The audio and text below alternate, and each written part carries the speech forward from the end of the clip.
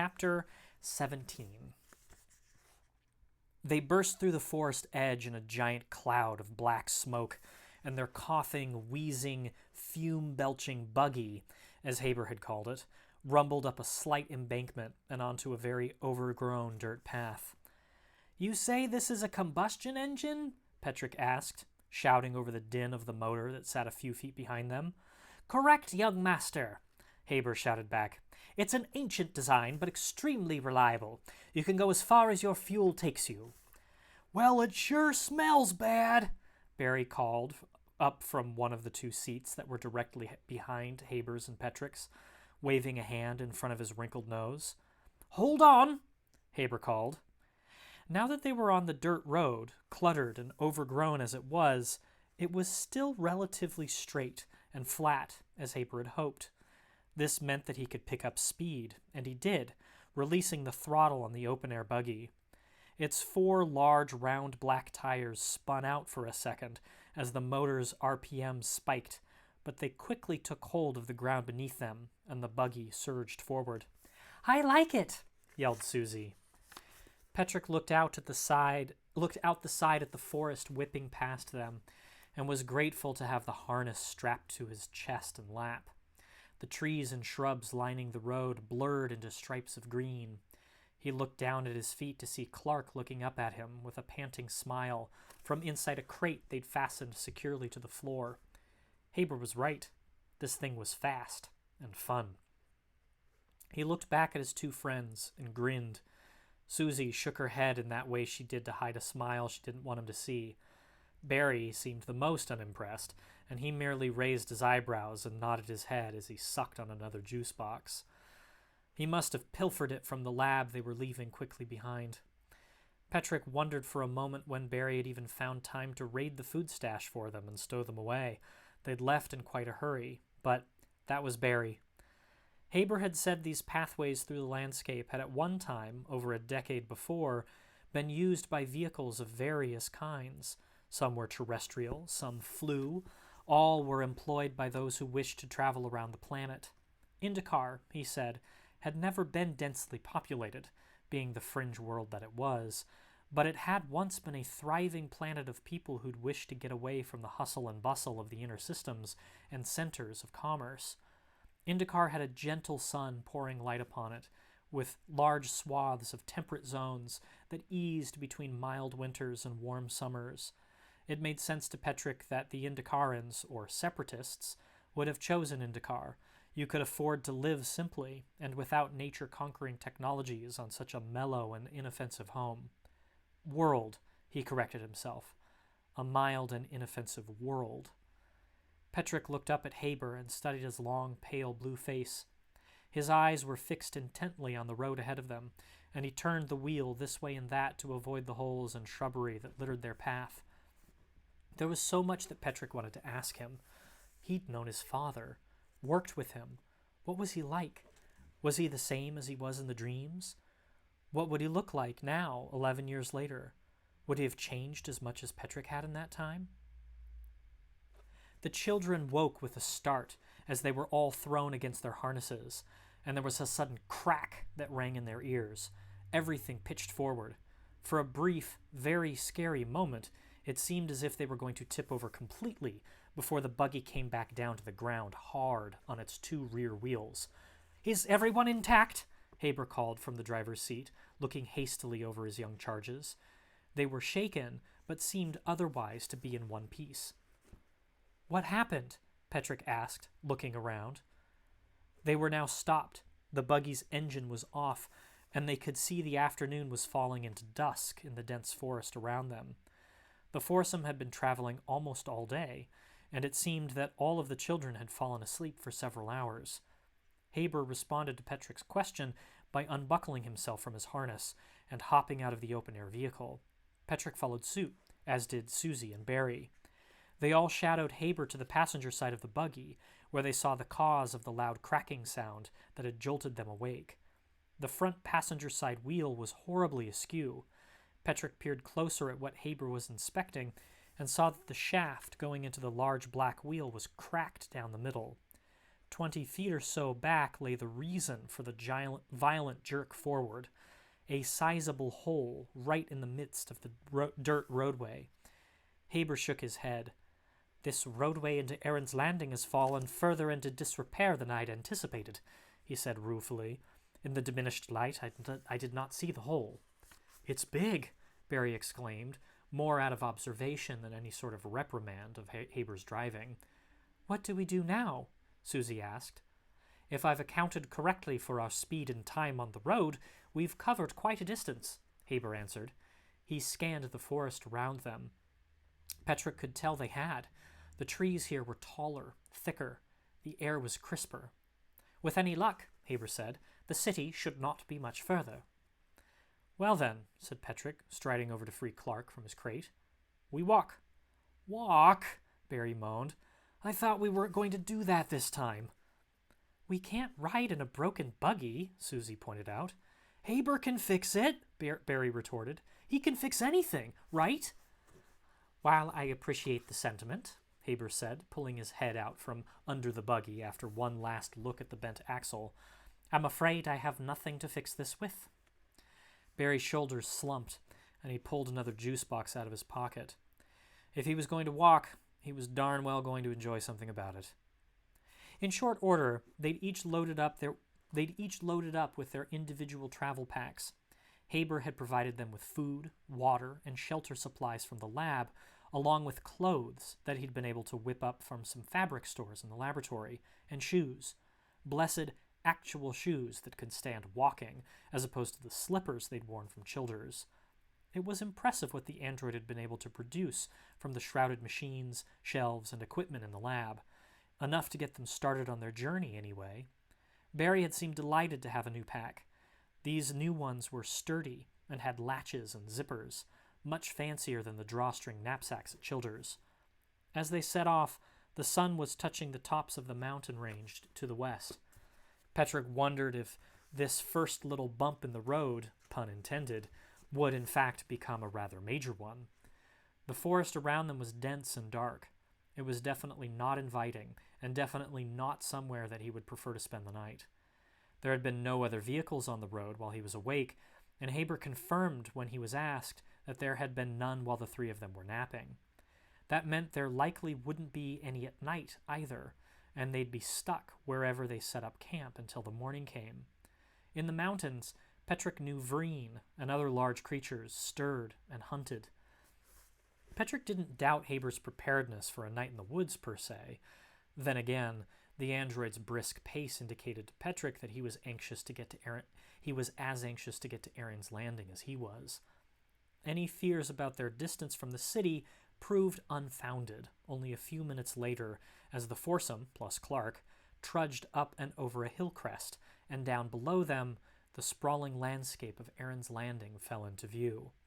The relief that they'd each been expecting to feel at the sight of the port city, however, didn't come. "Is that Aaron's Landing?" asked Barry, taking his mouth off the juice box straw for the first time in several minutes. Haber nodded. "I'm afraid it is." "What happened?" Susie asked. The city was a graveyard of crumbling and overgrown buildings as far as each of them could see from the hilltop. As with the road, nature was reclaiming virtually every millimeter of the city's surface, be it horizontal or vertical. Even as dusk continued to fall, there was not a light to be seen turned on anywhere, nor any person or other sign of life. Belongings littered the ground, and garbage fluttered about in the late afternoon breeze. It was as if the city had been turned upside down, shaken empty, and then returned to the ground, never to be touched again. Clark, standing at Petrick's feet, let out a bark that echoed down over the valley. Haber didn't answer Susie's question, and instead continued walking the road that meandered into the vacant city. They were walking through empty streets 15 or so minutes later. Clark was trotting along at Petrick's side, and they gazed upon the former glory of Aaron's Landing. The dirt road leading to it had given way to some sort of harder rock-like surface once they entered. Haber had called it Perma-Road. It cut through at right angles in every direction. Buildings towered above them, some leaning precariously to the side, others almost entirely covered with growing vines and shrubs. The garbage was plentiful, complete with vehicles of an unknown design scattered here and there in the various streets. If Petrick used his imagination, he could picture it all bustling with activity.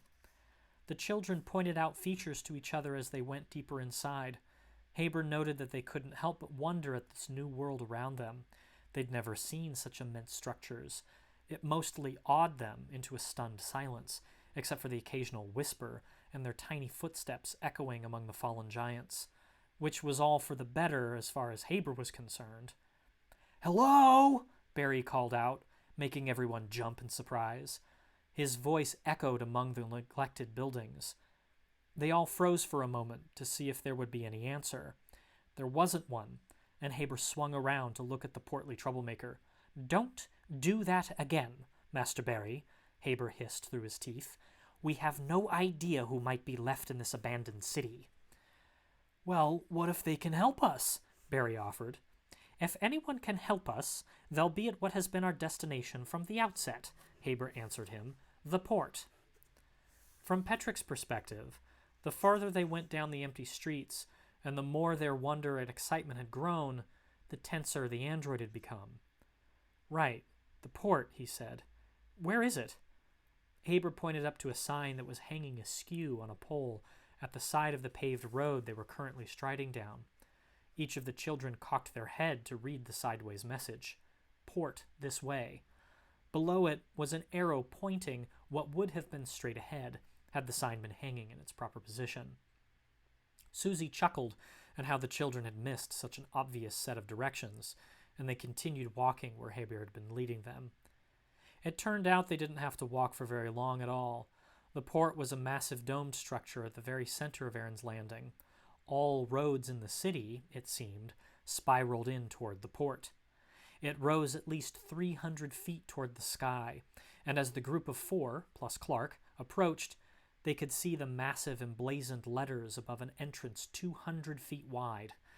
Aaron's Landing Spaceport. During its heyday, Haber had explained to them that morning... During its heyday, Haber had explained to them that morning, Aaron's Landing had been the largest port on Indacar. It was a major stopover and refueling point for this entire sector of fringe space. It was the largest terrestrial port in 3 sectors, with most other systems using orbital stations as opposed to planet-bound docking.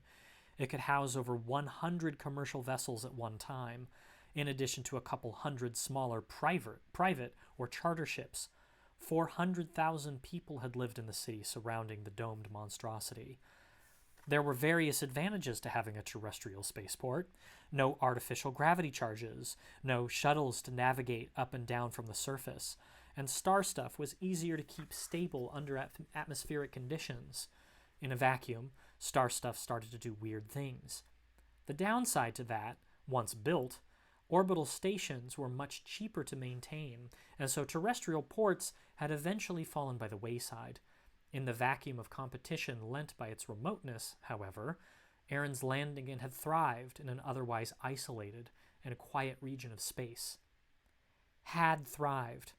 That past tense was ever so clear as the foursome stepped under the large letters and through the wide opening into the structure. Windows were shattered and cracked. Entire staircases had crumbled here and there, and there were no man-made lights to be seen in the lobby they'd stepped into. They could see huge signs that had undoubtedly once displayed a myriad of arrival and departure details to the travelers below, which now sat dark and useless. Counters lined the back wall as far as the eye could see around the gentle curve of the building, all empty. Paper and garbage littered the floors. Water dripped in a few places from pipes that must still have been managing to collect water somehow, but had cracked open from disrepair. "Where are all the people?" Barry asked in a hushed tone. "Good question," said Petrick. "If we continue inside, I believe I can get us onto the ship tarmac," Haber said. "It's open air there, so we'll be able to see a little better, at least until sundown. And if there are any ships that still leave from here, that's where we'll find them." It seemed like a good enough plan. Not that the children were going to argue with Haber anyway. As they passed through the abandoned security checkpoints, Petrick strode ahead to catch up with Haber. "Haber," he said in a quiet tone once he reached the tall android, "did you know it was going to be like this?" Haber sighed in a very human-like fashion. "I knew it was a distinct possibility that there had been a significant decline, given the time that has passed and the travel ban." "Do you think there will be a ship here?" Petrick asked. Haber didn't answer the question at first, which led Petrick to believe that the android was suppressing his first thought on the matter. "If we are going to find one," he said finally, "it's going to be through here."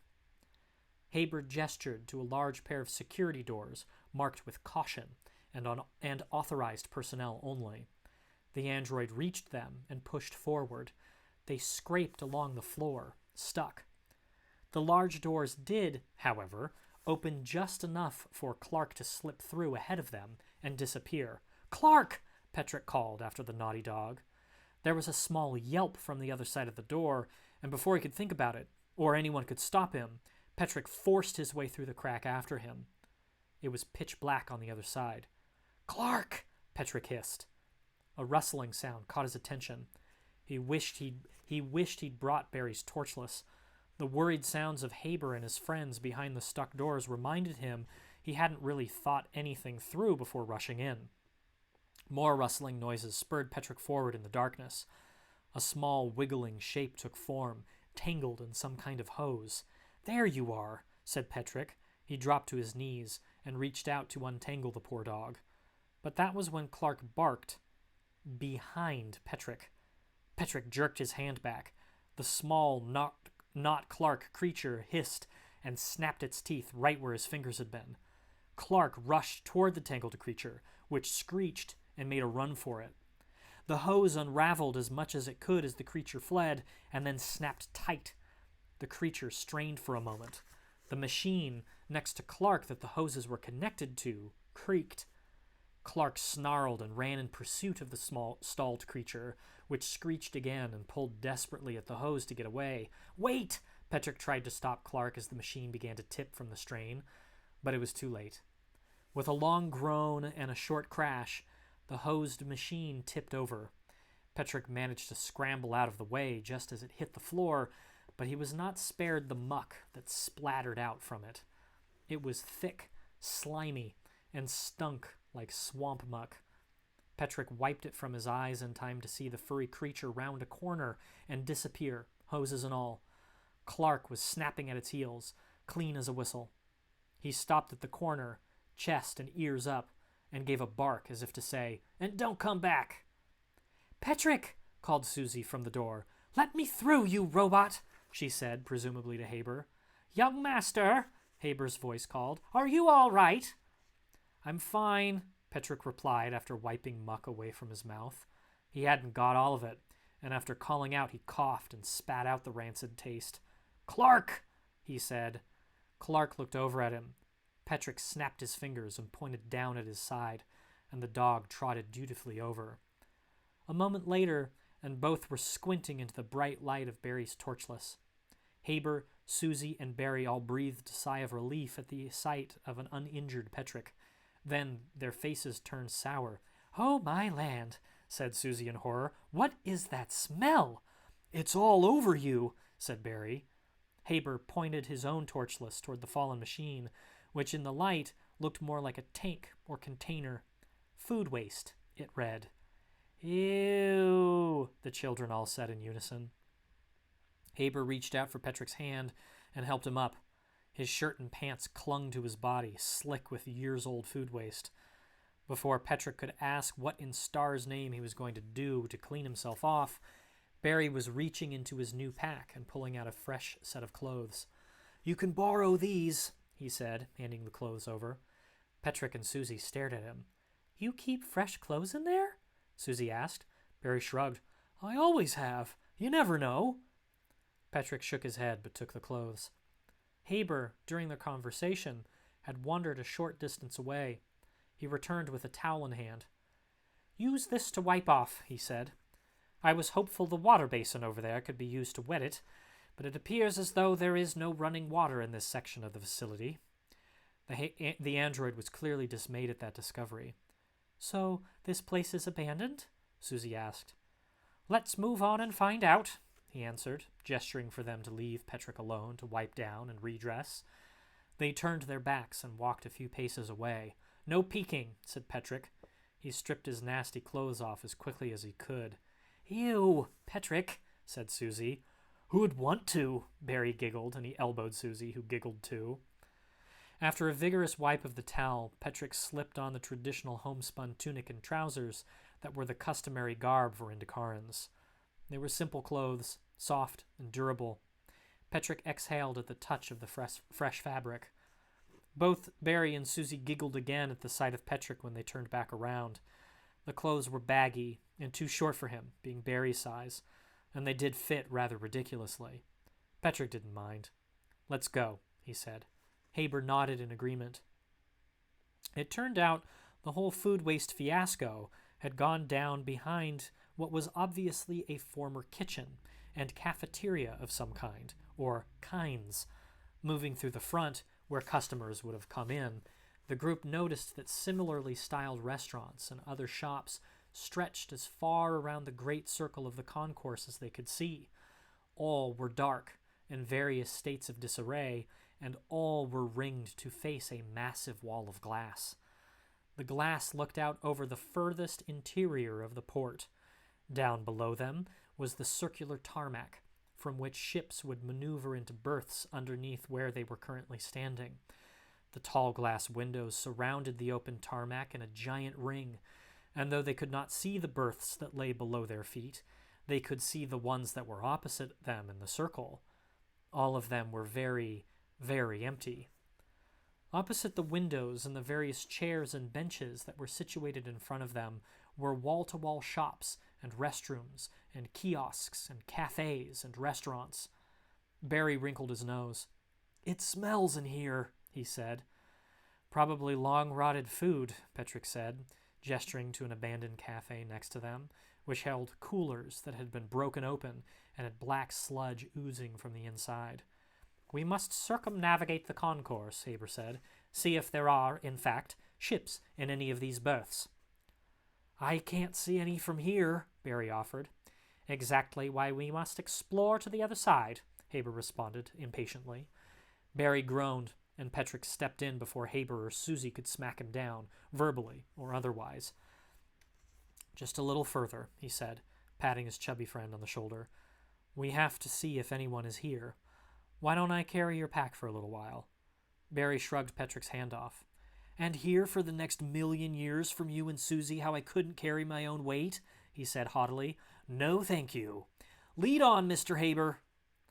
Petrick caught Susie's smile as he looked over toward her, and he smiled back. There was some fight left in their little complainer after all. Barry's reluctance to move from where they'd been had been well-founded. They reached the other side of the giant concourse after nearly a half hour of walking, but nothing was any different. None of the berths below the concourse had proven to have anything inside them except for more garbage and invading weeds. They finally stopped and sat down once they reached a panel of the observation glass that had shattered, leaving the concourse open to the tarmac down below. A gentle breeze wafted in from the missing window. It smelled of the forest wind that blew down to the center of the port through the open roof. Through that giant egress, they could see in the pink and orange tones of the clouds above that the sun was finally setting. The night would soon be upon them, and there was no ship. You're sure we've gone around the whole thing? Petrick asked. 1.2 times, to be precise, Haber said. 2,137 steps. You counted each of our steps? Barry asked. I'm programmed with the ability to map physical locations and spatial movement. Barry nodded, as if he understood. Neat. Petrick sighed to try to ease the knot that was growing in his chest. Even when they'd seen the decaying city from the hilltop, even when they'd walked through the obviously abandoned port building, even when Haber had shown his own doubt about their finding a ship, Petrick had still expected there would be one somehow. Somehow. "What are we going to do?" he said aloud. "We could go home," Susie said, but without any "I told you so" to it. "It will soon be completely dark," Haber said. "We must camp here for the night." "Can we camp down on the tarmac?" Barry asked, miraculously with another juice box in his mouth. "We can look at the stars that way." "It would be unwise to camp exposed to the elements when we have suitable covering in here," Daber replied dourly. The android seemed just as anxious as Petrick. "I'm not talking about tonight," Petrick said. "We need to get off Indacar." Haber looked helpless. "I do not know, young master," he said. Petrick felt lightheaded. He sat back down on the carpeted floor and ran his fingers through the low, tightly knit knots of old, dirty carpet. "We have to find another way," he said. The directive hung there, and Petrick's 3 companions didn't know what to say.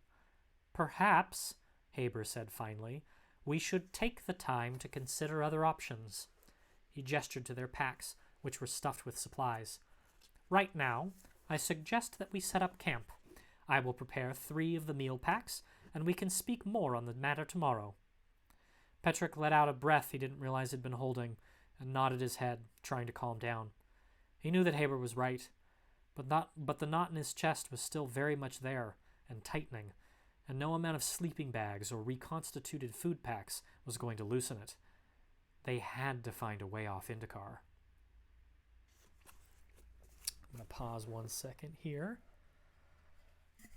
and take a sip. Hello, Charles. I see you in the comments there, buddy. Working on book 2, I promise. All right, chapter 18. The soldier was staring at his companion. Slink turned and stared back at him, which made the young man snap his head straight ahead.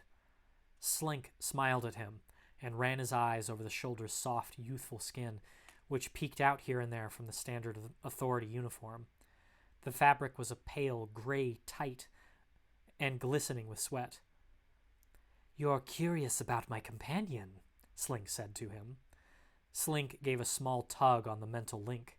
Everyone else in the cramped scout ship was looking at them now. There were a dozen or so of the authority's finest, or at least the most available. Slink's companion grunted from the tug, and its head lolled slightly to the side. Would you like me to ask it a question for you?" Slink asked. The soldier kept his eyes straight forward and mouth shut. The room was tense. "Anything in particular? Like, perhaps, when you're going to find the courage to speak up?" Slink laughed. He instantly regretted doing so. The air of the scout ship stank of rust and years of uncleaned grime. It was nothing like the pristine sterility of the capital ship or the headquarters he'd been so accustomed to. This was the authority outside of those facilities, slowly decaying from neglect. The master purveyor had sent Slink ahead to investigate, not something Slink would have preferred, but these were extraordinary times and extraordinary circumstances. They had to move quickly. It had to be assumed whoever they were after was doing the same. His companion muttered something next to him, and the connection between them glowed as a prediction came in.